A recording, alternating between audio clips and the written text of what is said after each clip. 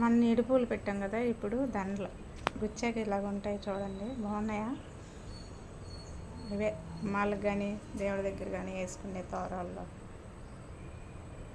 చూసారు ఈ కాయ, చూసారా పొట్లకాయ పచ్చిగా ఉన్నప్పుడు చక్క పచ్చగా ఉంటుంది, పండాక ఇది విత్తనాలకు తయారు చేశారు చూడండి ఎంత రెడ్గా ఉందో. ఒకసారి చూపిద్దామని. బాగుంది కదా,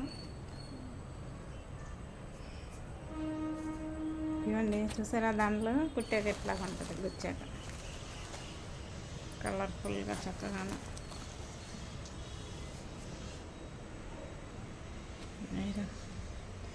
ఇట్లా గుచ్చుకోండి, మీకు ఐడియా ఉంటుందని చక్కగా చేసి పెట్టాం. మొన్న పువ్వులు గుచ్చడం చూపించాం, ఇప్పుడు దండలు సేమ్ అవే దండలు